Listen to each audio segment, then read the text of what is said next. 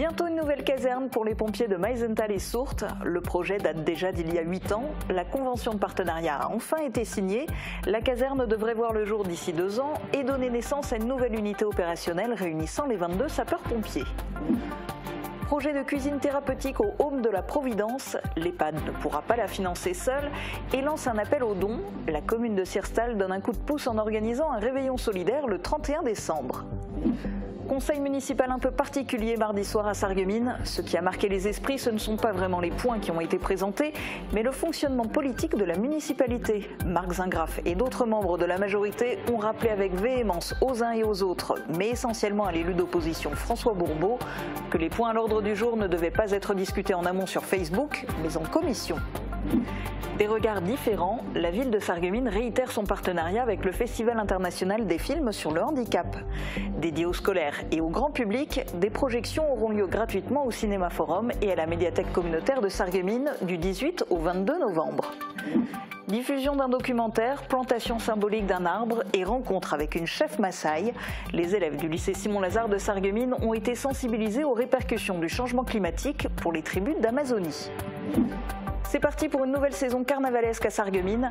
Le nouveau couple princier a été intronisé. Nicolas Ier et Emma-Marie Ier régneront sur la ville pendant les festivités. Ils seront secondés par le mini-couple princier Léa Ier et Mathéo Ier. Un concert lyrique se prépare à Willerwald. Alicia Richard et Vincent Schmitt interpréteront des grands airs en duo et en solo le 17 novembre. Les chorales réunies de Sarralbe et Willerwald participeront aussi à l'événement. Bienvenue sur le Mosaïque Cristal. Patience et longueur de temps, c'est un projet qui s'est fait attendre mais qui va enfin prendre forme. Il y a 8 ans était évoquée pour la première fois l'idée de créer une nouvelle caserne pour les sapeurs-pompiers des villages de Meisenthal et Sourtes. Elle devrait voir le jour d'ici 2 ans. Explication dans ce reportage de Marie-Morgane Pires. Une réflexion menée depuis 2016 et qui se concrétise enfin. Les 22 sapeurs-pompiers de Sourtes et de Meisenthal seront réunis dans une nouvelle caserne. Les effectifs sont déjà rapprochés depuis 2019 à Meisenthal. Cette nouvelle unité opérationnelle viendra officialiser cette union. On m'a dit dans le rapport que cela se ferait à un certain temps. Le temps là, il est trop long. Il faudra le raccourcir. Et nous viendrons poser la première pierre l'année prochaine, ici. Pour moi, c'est un objectif que nous devons nous fixer maintenant. La charge est lourde, l'investissement est important, mais vous le méritez. La convention de partenariat relative à la construction de cette nouvelle caserne a été signée.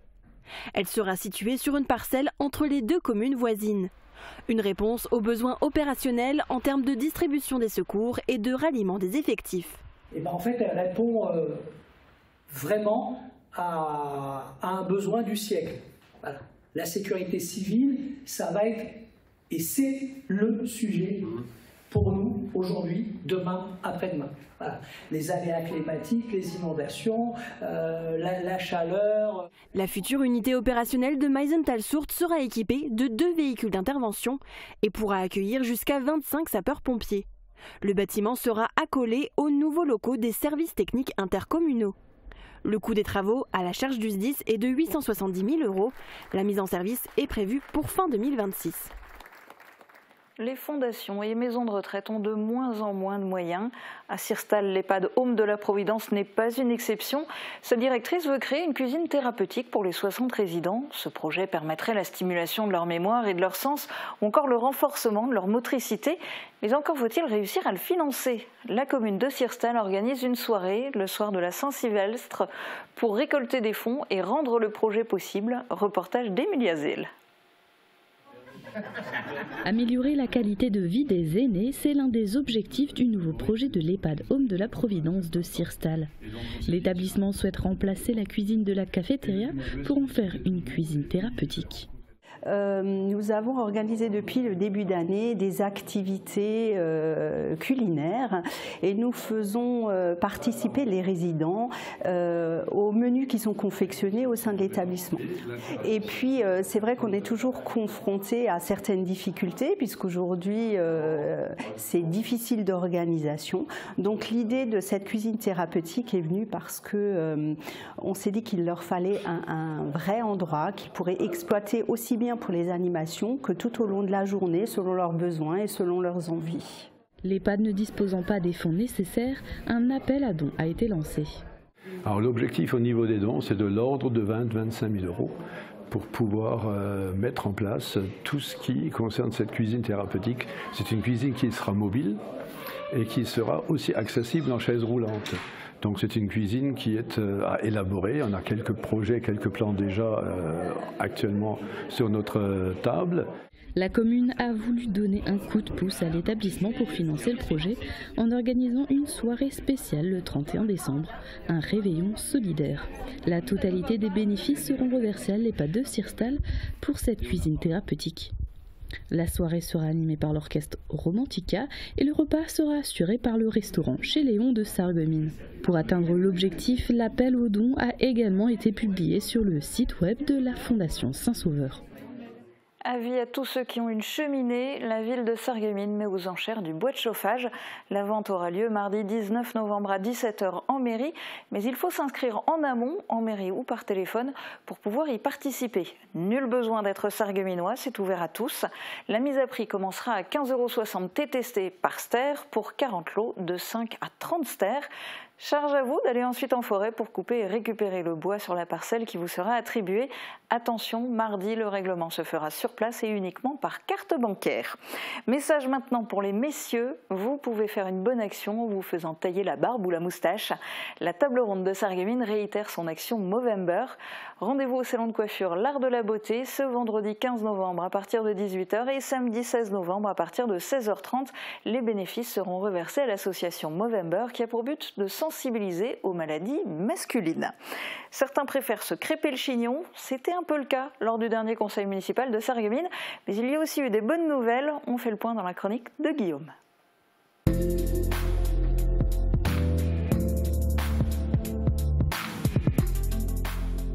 Et oui Guillaume, tu as assisté à ce dernier conseil municipal de Sarreguemines, qu'est-ce que tu en as retenu ? J'en ai retenu que Noël approche, pas parce que les élus se soient fait des cadeaux ce soir-là, mais parce qu'ils ont voté pour qu'il soit possible de stationner gratuitement sur les parkings du Moulin et du Carré Louvain les 4 week-ends précédant Noël, les samedis et les dimanches. Initialement, seuls les 4 dimanches étaient concernés par cette mesure de gratuité. Le conseil municipal a décidé d'étendre cette mesure au samedi. À noter que s'ils n'auront rien à payer, les automobilistes devront quand même prendre un ticket. La ville remboursera ensuite au réel le manque à gagner à Indigo, le délégataire qui s'occupe des parcs en ouvrage. Le coût de cette mesure, décidée par la municipalité et qui pourrait encourager les achats dans les commerces de centre-ville, est estimé à 10 000 €. Et c'est le même délégataire, Indigo, qui gère le stationnement aussi bien en voirie que dans les parcs de stationnement, mais à travers 2 concessions. Et il était question qu'il n'y ait plus qu'une seule concession pour l'ensemble du stationnement payant à Sarreguemines. C'est un changement qui devait être validé mardi soir par les élus. Et il n'a pas été validé. C'était le 4e point à l'ordre du jour de ce conseil municipal et il n'a pas été examiné. Pourquoi ? Vous allez le découvrir dans ces extraits. En ce qui concerne maintenant le point 4, eh bien, ce point n'est pas prêt. Ce point est donc retiré en raison de perturbations indépendantes de notre volonté, perturbation de la procédure d'instruction du dossier. Ce point passeront donc conformément aux règles, conformément aux textes qui régissent l'exercice, au mois de décembre. Je voulais dire publiquement que vous m'avez mis en demeure, monsieur le maire, et menacé de poursuites judiciaires, parce qu'il m'avait semblé important d'informer la population sur ce qui était préparé dans cette DSP, et je n'ai pas eu l'impression de fausser la procédure d'appel d'offres, je n'ai pas eu l'impression de divulguer des informations, de violer le secret des affaires, c'est les termes de votre mise en demeure que vous avez envoyée par huissier à mon domicile, donc je tiens à le préciser. Donc moi je l'ai fait parce que c'était dans ma conscience et dans le devoir que nous avons, conseillers municipaux, de contrôler l'organe exécutif. L'exécutif, c'est le but de cette assemblée. Donc j'ai trouvé que c'était et d'informer la population de ce qui se préparait parce que les augmentations qui étaient prévues étaient importantes et me semblaient disproportionnées et pouvaient avoir un impact négatif sur l'attractivité du centre-ville. Quel que soit le travail qui est fait en amont d'un conseil municipal, il y a des lois qui régissent ce travail. Et quel que soit le cas de figure et quelles que soient les questions, eh bien, ces lois doivent être respectées. Pour donner quelques éléments d'information supplémentaires, voici ce que j'ai découvert. François Bourbeau aurait publié sur Facebook un document à propos du point numéro 4 visant à choisir un délégataire pour l'exploitation conjointe du stationnement en ouvrage et en voirie, publication dans laquelle il dénonçait de futurs tarifs qui lui semblaient choquants. Alors j'ai pas vu cette publication qui depuis a été supprimée en raison d'une mise en demeure que lui aurait adressée le maire de Sarreguemines, Marc Zingraf, mise en demeure sous prétexte qu'avec sa publication, François Bourbeau aurait violé le secret des affaires et serait en infraction. Compte tenu de ce contexte un peu tendu, ce point 4 a donc été retiré. Il reviendra en décembre à l'ordre du jour du conseil municipal. Cette polémique et ce retrait ont eu comme conséquence d'alourdir un peu l'ambiance du conseil municipal mardi soir. Dès le point suivant, on a pu s'en rendre compte. Les élus avaient à se prononcer sur l'acceptation ou non d'une concession de service pour gérer les mobiliers urbains publicitaires et non publicitaires. Et François Bourbeau a une nouvelle fois pris la parole. Écoutons-le. Pour décider aujourd'hui, je me sens un peu aveugle, parce que je n'ai pas tous les tenants et les aboutissants. Vous me dites que c'est mieux, mais je n'ai pas d'éléments quantitatifs, qualitatifs pour juger et pour avoir ce que j'appelle une intime conviction. Par rapport aux questions de François Bourbeau, ce sont des questions qui, me semble-t-il, sont typiquement des questions de travail, de commission. Alors je voudrais rappeler que les commissions, ça sert surtout à ça. Si on veut servir les commerçants de Sarreguemines, si on veut servir les Sarregueminois et les gens tout court, mais il faut venir travailler en commission parce que, pourquoi ? Il y a une raison très concrète. Parce qu'entre la commission et ce qui s'y décide, et le conseil municipal, on peut faire avancer les dossiers dans l'intérêt des Sarregueminois, des commerçants et de tous les autres. C'est ce laps de temps et de travail qui est précieux dans la vie municipale. Et là, ce n'est pas l'esprit de la loi, c'est l'esprit citoyen qui doit être l'esprit de l'élu. Je suis désolé, si on veut servir la population, on vient travailler en commission. Ça commence par là, c'est le b.a.-ba. La forme actuelle des commissions est pour moi inutile, puisque on nous lit. Non mais j'y suis allé les 5 ou 6 premières fois. On nous lit la délibération du conseil municipal, qu'on va entendre, si on fait 3 commissions, on va entendre la même chose pendant les 3 commissions. On pose des questions, on demande des corrections, on demande à changer les choses, on nous dit c'est pas possible. La commission, c'est l'outil démocratique et partagé pour travailler. Il y a là des témoins et nous sommes tous témoins dans notre diversité du respect de chacun. J'ai eu l'occasion de piloter la dernière commission des finances, l'absence de Jean-Marc Schwartz, et je peux vous dire que les discussions sont faites dans un très bon esprit républicain. Il y avait des élus de la minorité municipale responsables qui étaient présents, il y avait les élus de la ville, il y a des échanges qui ont eu lieu, des explications qui ont été données, notamment sur un certain nombre de dossiers, et puis sur d'autres nombres de dossiers, mais là je tairai, j'ai envie de dire, le secret entre guillemets du travail de la commission, mais sur un certain nombre de thématiques par exemple, il y a des propositions qui ont été faites, qu'on a relevées, qu'on proposera dans les conseils municipaux à venir, et donc oui, les commissions ont toute leur utilité, et elles sont largement là pour préparer le travail qu'on a après en conseil municipal. Il est toujours désolant de voir qu'en conseil municipal, on soit parfois à devoir traiter des questions de détail, alors que ces questions de détail ont déjà été traitées en amont, notamment toute une série d'explications par rapport à ce qui est proposé. Moi je pense que d'abord tout le monde ne peut pas faire toutes les commissions. Je n'ai jamais dit ça. Moi je vous le dis que moi je suis toute seule, je ne fais pas toutes les commissions, c'est impossible. Et je pense qu'il ne faut pas enlever la nature du conseil municipal. Le conseil municipal est filmé, il permet aussi aux citoyens d'entendre. Donc s'il y a des questions qui peuvent être portées par n'importe qui pour que les citoyens entendent, ça sert à ça. Sinon, le conseil municipal, on peut aussi faire à voter et terminer. Non, je pense qu'il faut laisser le conseil municipal dans son rôle, qu'effectivement, je suis bien d'accord que dans les commissions, et je l'ai regretté, je n'ai pas été plus loin sur la commission, par exemple, vie scolaire où je suis, j'ai pas pu y aller. Donc, ok, je ne suis pas rentrée dans le détail, mais parfois sur d'autres commissions, on ne peut pas. Je pense qu'on est en droit de poser des questions. Alors, je ne sais pas à quelle commission il y avait cette concession de service qui a été évoquée. Les questions, elles sont quand même là. Oui. Et je pense qu'il faut y répondre, si ce n'est que pour que les gens nous entendent. Et nous y avons répondu, Madame Hilpert. Mais je le répète, le fait qu'il y ait des commissions, c'est un ordre de travail. Ce n'est pas nous qui l'avons inventé. S'il y a des commissions pour préparer le travail du conseil municipal, il faut le faire. Alors Guillaume, clairement, on n'a jamais autant entendu le mot commission, on n'a jamais autant parlé de commission dans nos émissions. Est-ce que tu peux nous expliquer un petit peu en quoi elle consiste ? Alors, les commissions, ce sont des groupes de travail qui prennent la forme de réunions durant lesquelles les élus se réunissent pour discuter des points devant être abordés lors des conseils municipaux. En extrapolant un peu, et je ne pense pas vraiment me tromper, je pense que Marc Zingraf et les membres de son équipe préféraient que l'élu d'opposition François Bourbeau s'exprime en commission et plus sur Facebook à propos de points qui doivent être débattus au conseil municipal. Ils ont, je pense, toujours un peu en travers de la gorge l'histoire du point 4 qui a été retiré de l'ordre du jour mardi soir et qui devra du coup être présenté en décembre. Donc ça a un petit peu chauffé lors de ce conseil municipal. En dehors de ce petit coup d'humeur, qu'est-ce qu'il y a à retenir de ce conseil ? Un point avait été évoqué lors du conseil municipal du 23 septembre au sujet de l'aide financière apportée aux sportifs sarregueminois ayant pris part aux Jeux Olympiques de Paris.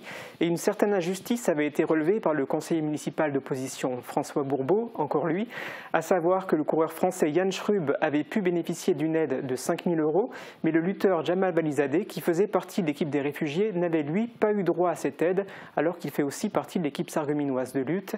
Cette injustice a été réparée. Jamal Balizadeh recevra lui aussi une aide de 5 000 € de la part de la ville de Sarreguemines, qui a d'ailleurs fait son mea culpa. C'est la première fois que ce cas s'est posé. Effectivement, il a été convenu de voir ce que nous pouvions faire également pour ce sportif qui a également représenté Sarreguemines, et il nous paraissait juste de proposer cette aide également.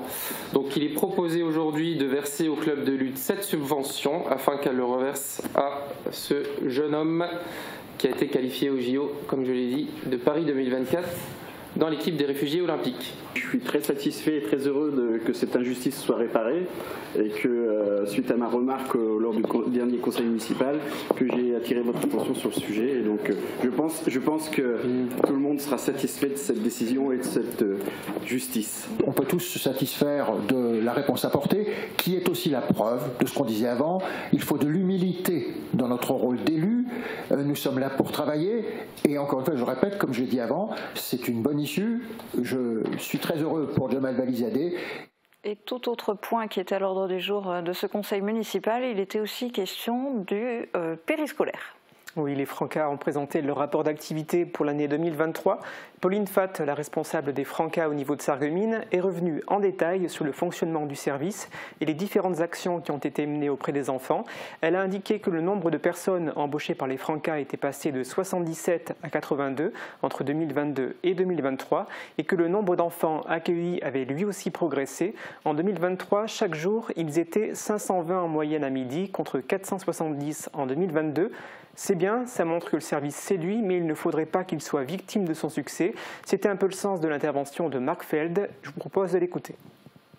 Ce qui va être important aussi, c'est d'avoir justement, on a vu les belles courbes qui progressent, de pouvoir prendre en charge les familles qui pourraient arriver encore. Parce que autant c'est un élément de tranquillité quand il y a de la place, autant quand un site est saturé et qu'une famille apprend qu'elle doit se débrouiller, ça devient un élément de stress supplémentaire. Donc là, on en a discuté en commission, il va falloir être bien attentif à trouver des solutions sur les sites saturés, notamment ceux qu'on a cités à la BCM Beausoleil. Et toi, Guillaume, tu voulais aborder encore d'autres sujets ? Oui, il y a eu 2 transactions financières bien différentes qui ont été approuvées par les élus. Ils ont décidé de céder à la SCI Pivoine une parcelle de 1202 m² au prix de 84 000 €. Ce terrain est situé rue de Beach, en face du cimetière. Et en fait, en acquérant cette parcelle supplémentaire, les époux Bloom veulent développer leur activité commerciale d'horticulture et créer également du stationnement. Et tu annonçais 2 transactions financières, donc comme j'ai bien suivi, il y en a une deuxième. Je te félicite, Julia, effectivement. Et on va totalement changer d'échelle. La ville de Sarreguemines a décidé de céder au département de la Moselle pour 1 € symbolique la caserne des pompiers située rue des Tirailleurs. Elle pourra néanmoins la récupérer dans les mêmes conditions en cas de désaffectation par les sapeurs-pompiers. Voilà, j'ai fait court. Il faut dire que sur ce point, il n'y a pas eu de débat entre les élus. Merci Guillaume pour ta synthèse. Et puis il y a un autre point qui a été abordé en conseil municipal, mais aussi déjà en amont, en conférence de presse. C'est la semaine dédiée au handicap. La ville de Sarreguemines relance pour la 3e édition son projet Des regards différents, avec comme partenaire principal le Festival international des films sur le handicap. Du 18 au 22 novembre, plusieurs projections de courts et longs métrages seront proposées. Des séances seront dédiées aux plus jeunes, 1600 scolaires vont y participer, et d'autres seront ouvertes gratuitement aux grand public. Plus d'informations avec l'adjointe au maire de Sarreguemines et avec la représentante du festival.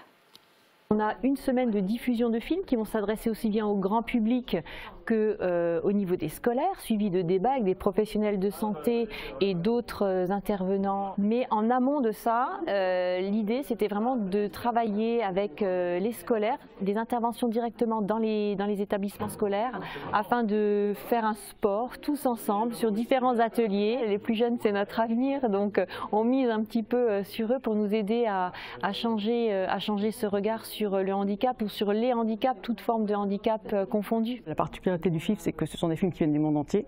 Ce sont souvent des pépites, vraiment, ce sont des films très très intéressants qu'on ne voit pratiquement nulle part ailleurs, malheureusement. Et donc là, les 4 films de cette édition, donc le premier sera Champion, c'est un film qui allie émotion et rire. C'est vraiment sur le handicap mental avec beaucoup d'humour. Le second, Pourquoi je saute, il est très original. En fait, c'est un documentaire sur un enfant autiste qui a 13 ans. C'est un autiste non-verbal qui, à l'âge de 13 ans, a décidé d'écrire et d'essayer de faire comprendre ce qu'il ressentait de l'intérieur. Trio, donc c'est un film sur la trisomie 21 qui se déroule en Mongolie. C'est pareil, c'est une histoire magnifique d'un jeune homme qui vit avec sa mère, qui est lui-même est trisomique, et avec des images magnifiques de Mongolie. Et le dernier c'est une pépite, c'est Chuskit. C'est un film qui se passe en Inde, avec une petite fille qui se retrouve en fauteuil suite à un accident, dans un coin très reculé en Inde, avec son grand-père, et dont la seule envie, c'est d'aller à l'école. Il y a des projections qui sont prévues pour le grand public. Il suffit de se connecter sur le site internet de la ville pour avoir les horaires et surtout savoir quels sont les créneaux horaires et les diffusions qui sont gratuits. Inciter les jeunes à s'engager pour la préservation de la nature et des droits des peuples autochtones, c'est l'objectif affiché par le documentaire Amazonia, cœur de la terre-mer, réalisé par l'ONG Planète Amazon. Depuis une dizaine de jours, l'équipe du film fait la tournée d'une vingtaine d'établissements scolaires en France, Belgique, Suisse et aux Pays-Bas. Mardi, c'était jour d'escale dans nos contrées, au lycée professionnel Simon Lazare de Sarreguemines. Tristan Vicli a assisté à la projection. C'est un geste en apparence banal mais hautement symbolique. Il s'agit d'un acte fondateur, d'une prise de conscience pour chacun d'entre nous de s'engager pour protéger notre planète. Dans la cour du lycée Simon Lazare ce mardi matin, les élèves et la délégation plantent un jeune noyer. Jusqu'à ce qu'il grandisse, tu auras une relation spéciale avec cet arbre. Quelques instants plus tôt, les élèves assistent en avant-première à Amazonia, cœur de la terre-mer. Ce documentaire d'1h15 invite les jeunes à se connecter aux gardiens de la terre, les populations indigènes d'Amazonie brésilienne. À l'écran, le célèbre chef Raoni et 6 autres leaders indigènes témoignent de leur lutte pour la mise en place de normes de protection environnementale et la reconnaissance de leur territoire menacé par la déforestation. Je voulais faire une œuvre positive, très positive même, qui montre que à son échelle, on peut faire de très grandes choses pour la planète, mais qu'en plus, on peut s'associer avec des gardiens de la Terre assez facilement et que ça, c'est quelque chose qui nous manque en fait. Donc c'est un film qui permet, je pense, aux jeunes de comprendre beaucoup de choses et après de pouvoir agir aussi à son niveau sur la consommation. L'opération semble porter ses fruits. Ça nous montre une vision du monde que nous, on n'a pas forcément l'occasion de voir. Du coup, c'est une grande inspiration. Et, par exemple, sur ce qu'on consomme, on ne peut pas savoir combien ça peut avoir une grande influence sur la déforestation en Amazonie. Si on achète un steak français ou un steak brésilien, on ne pouvait pas savoir que ça peut changer tant de choses. Chaque séance se termine par un moment d'échange avec des leaders indigènes du monde entier. Ce jour-là, c'est une chef Maasai qui s'adresse aux lycéens. Je suis ici pour partager aux jeunes d'Europe les réalités du changement climatique dans mon pays pour qu'ils puissent agir. Le changement climatique a beaucoup affecté la communauté Maasai. Nous avons perdu une partie de nos moyens de subsistance en raison de la mort du bétail suite à la longue sécheresse que nous avons connue. Nous devons parcourir de longues distances à pied pour avoir de l'eau potable et cela nuit à l'éducation de nos enfants. La tournée s'achèvera le 27 novembre à Genève. La sortie du documentaire sur la toile est prévue pour début 2025. Dans un instant, on fait un focus culturel juste après les prévisions de Météo France pour demain. Qu'il vente, pleuve, fasse froid ou chaud, une maison isolée par Moder Habitat reste agréable et saine au fil des saisons.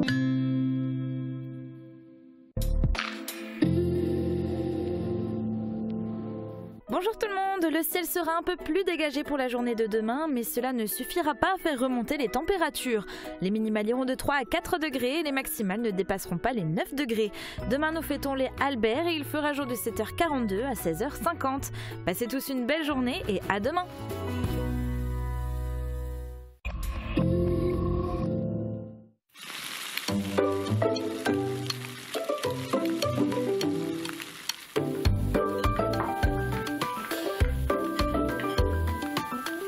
Retrouvez le goût des plats traditionnels qui réchauffent le cœur à l'Auberge du Moulin des Juilaires.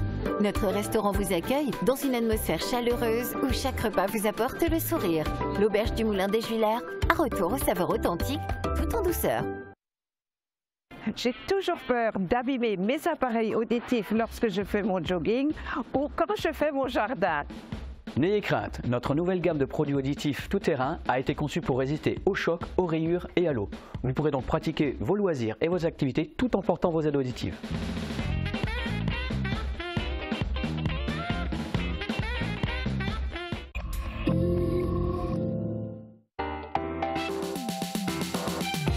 Les entreprises étaient à l'honneur lors de la soirée entreprises élues organisée par la communauté d'agglomération Sarreguemines-Confluence. L'ancienne ministre Roselyne Bachelot était l'invitée d'honneur. Durant la soirée, les sujets abordés étaient la santé, la formation ou encore l'insertion, mais aussi le développement économique du territoire. Une émission à retrouver en intégralité ce vendredi dès midi sur Mosaïque Cristal. Il est temps de passer la main pour les couples princiers 2024 de la Société carnavalesque de Sarreguemines. Avec l'intronisation des nouveaux couples, une autre saison carnavalesque est lancée. Pour l'année 2024-2025, le thème sera lié à l'agriculture, la ferme en folie. Nous vous proposons de découvrir ceux qui vont régner sur les festivités dans ce reportage de Guillaume Dumonteil et Thibaut Desmerlet.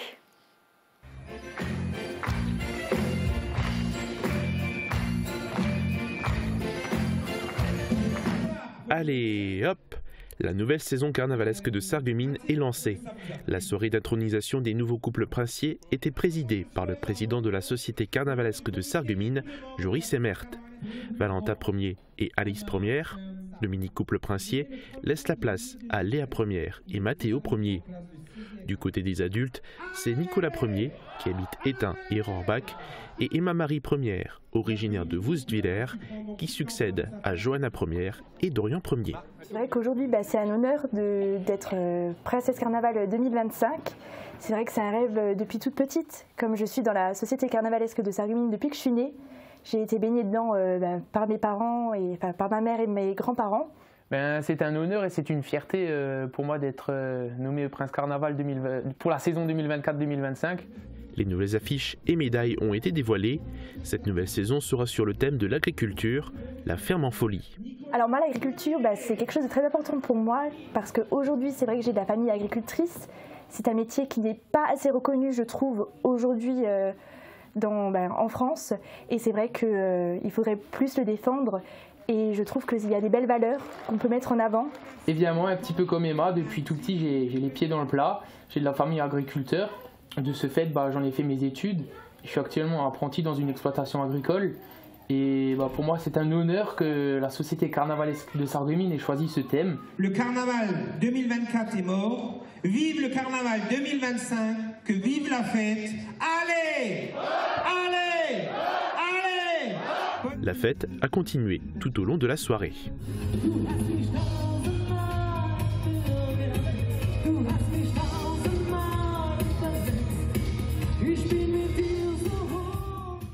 En attendant le carnaval, plusieurs événements ont lieu dans les prochains jours. La nuit des figures grimaçantes, c'est demain. Patrimoine vivant et la ville de Sarreguemines organisent l'événement dans le cadre du festival Méré de Plate.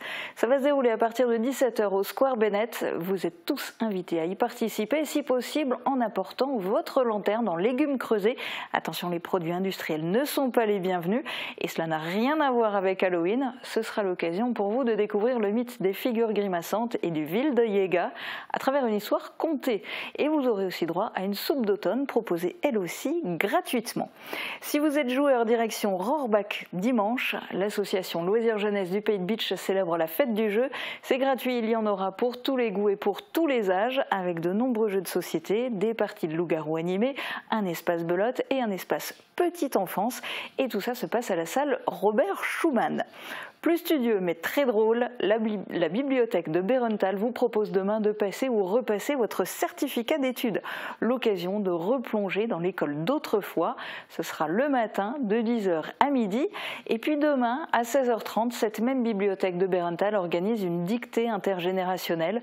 Le mot d'ordre s'adresse aux enfants. Viens faire une dictée avec papy ou mamie. Enfin, ce dimanche aura lieu un concert de chant lyrique à 15h30 à l'église de Villerwald. Guillaume Dumonteil a eu l'occasion d'en parler avec les deux principales personnes concernées. Bonjour, je suis Alicia Richard. Bonjour, je suis Vincent Schmitt. Nous sommes tous les deux passionnés de musique et plus particulièrement de chant lyrique que nous pratiquons tous les deux au Conservatoire de Sarreguemines, pour ma part depuis 17 ans. Et nous avons un concert à vous présenter, notamment à Villerwald, dans l'église. Un concert dimanche 17 à 15h30, mais également le 24 à Guenvillers. Donc un concert où nous serons tous les deux en duo et en solo. Également à 15h30 et à Guenvillers, mon village natal. Avec Vincent, on vous a préparé un programme vraiment sur mesure avec des airs d'opéra qu'on apprécie beaucoup tous les deux. Donc il y aura des duos de Massenet, de Bizet, de Mozart et d'autres compositeurs. Un programme assez éclectique et des airs en tout cas que nous apprécions vraiment tous les deux et que j'espère que le public appréciera également. Pour le concert du 17 novembre, nous avons également la participation des chorales réunies, c'est-à-dire de Sarralbe et Villerwald, qui participeront à ce concert et qui pourront effectivement, à cette occasion, donner quelques chants qui ont un intérêt également pour ce concert lyrique, et notamment de la musique dans tous les sens du terme, c'est-à-dire baroque et romantique.